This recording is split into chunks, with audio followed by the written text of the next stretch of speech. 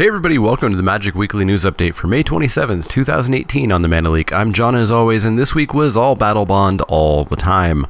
The set that received little fanfare that I didn't really hear anyone looking forward to is suddenly everybody's favorite thing ever. The full set was revealed this week, so you can start your planning for the likely very short time it'll be drafted at most stores, given that we're only a month away from Core Set 2019's pre-release. There's some really cool stuff in the set, including some pretty nice reprints like Doubling Season, as well as new cards like the new Duels, and even a 4-mana 1/2 that when it dies, you put a Planeswalker from your library into play. Seriously cool cards here, and right now every mythic is actually worth more than the price of a pack. Now be careful there, because prices are not static things, and they will adapt and go down based on supply and demand. In this case, the supply part is going to deflate those prices. Do not buy a sealed product with the primary intent of making money. WotC's the one making money. You're just straight gambling with extremely low odds and extremely low returns if you do hit the jackpot. But buy it for fun, buy it for entertainment, you know, the things that you should be associated with this game that we enjoy. Continuing on the Battle Bond news, much like Conspiracy, it will not be released on MTGO. Two-Headed Giant was removed from MTGO a few years ago around the release of Oath of the Gatewatch, which also had a Two-Headed Giant theme, although it wasn't as focused on Two-Headed Giant as Battle Bond is, much to the chagrin of a very small but very loud group of people who were very mad that it went away.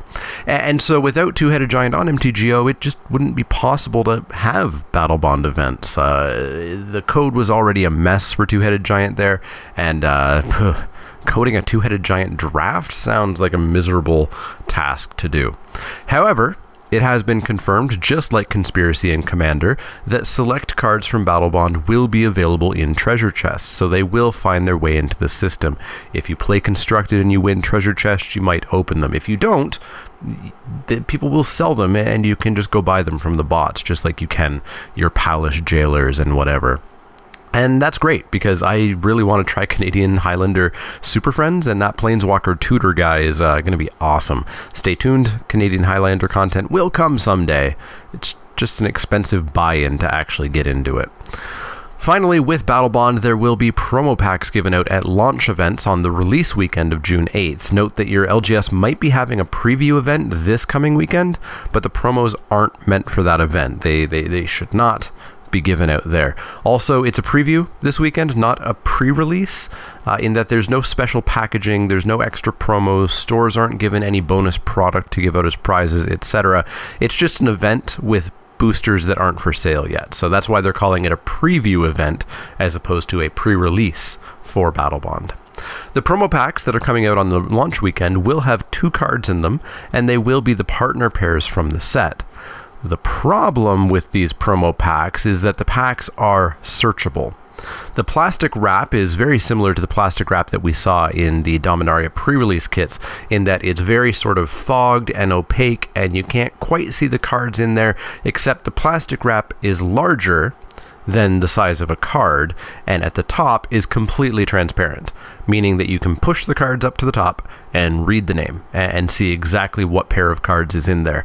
The big problem with that, of course, is that the pair of Planeswalkers is infinitely more valuable than a pair of uncommons, and so shady stores may look at the pack, say, aha, this is a Planeswalker one, and set it aside to sell it or give it to their friends or use it in their own decks or whatever, and then give kind of the less valuable ones out to the customers. Hopefully your game store is not like that. Mine certainly isn't, but even still, to assuage any concerns, you should strongly recommend your game store owner or employee or whoever is doing the event clearly make a big show of shuffling the packs up, face down, handing them out without looking at them, to make sure that there's nothing like that happening. That still won't stop the shadiest stores from doing this prior to the event, because a lot of them will have the promos already as of today. But again, don't support stores that would do that. They don't deserve your business if they're doing that. If they're the only store in your city, go to their events, but buy your cards online. Buy your supplies online. Don't support crappy practices like that. So that's about it for the news. Like I said, it was all Battle Bond all the time. One tiny little bit of additional news. If you're watching this as it goes up today, as in Sunday, May 27th, be sure to check out Ilion's Twitch stream, twitch.tv/Ilion, ILYON_. I can't pronounce the underscore in the name. Later today, around 4 p.m. Eastern, where I'll be taking part in a new trivia, puzzle, magic card Pictionary game show that he's made. He did the alpha episode of it last week, and this is the, I guess, the post-alpha, the beta, if you will, episode. So it'll be me and 3 other teammates trying to take down this game. Should be a lot of fun. I'm looking forward to it. But now it's time for the penultimate story time for Dominaria, episode 11 of 12. The Weatherlight crew has reached Urborg, and their last bit of planning is being set in motion. Joyra has a group of resistance fighters in Urborg she's been in contact with who will help them. Gideon and Joyra disembark and meet with them, a pair of humans and a pair of panther warriors. Joyra tells them that what they need is some clothing of a Cabal scout or fighter, and they also need to know some locations where great battles took place here in Urborg. Back on the ship, Slimefoot is impulsively drawn to the bridge where it hears voices from below. Voices asking Slimefoot who it is and where it comes from. Slimefoot is introduced to a torrent of names that tell it that Yavimaya, where Slimefoot is from, is here in Urborg, that it came here long ago to fight the demon. Slimefoot settles down on the bridge to talk to its new friends, happy to finally be understood. Back on the ship, the crew's plan continues to take hold, with Chandra being disguised in the clothing of a Cabal bounty hunter, and with Gideon disguised as a roughed-up prisoner who will be thrown into the fighting pit inside the stronghold.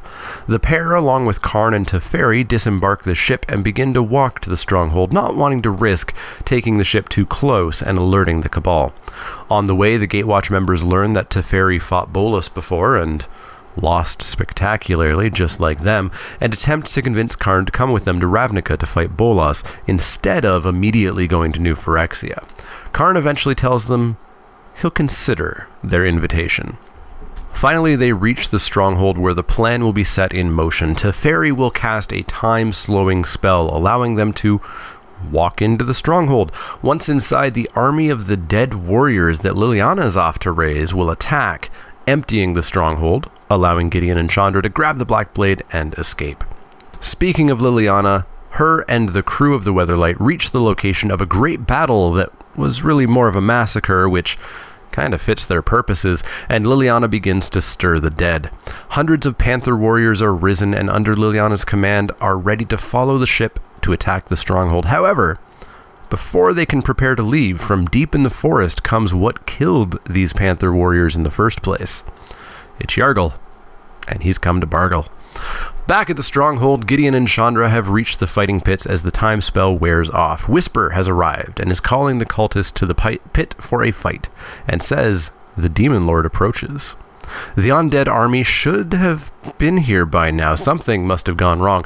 Whisper demands Chandra throw her captive into the pit unless she wants to die with him as well. Gideon tells her to do it. They need to buy time, and Chandra shoves him down into the pit to fight.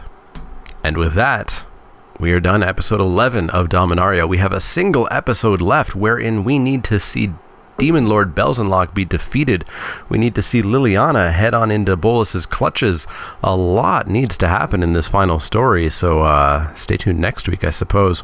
But that's going to wrap it up for the news and story time this week. Definitely let me know what you think of Battle Bond. Let me know what Battle Bond content you want to see. I don't have any planned. I'm not going to be doing a set review. I don't really do set reviews for supplemental sets because they're around for such a short time. A lot of people don't play them.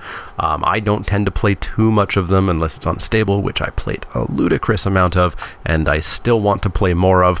I don't know that I'll even be playing this set. But if there's something you really want to see, an art video or something, let me know in the comments down below.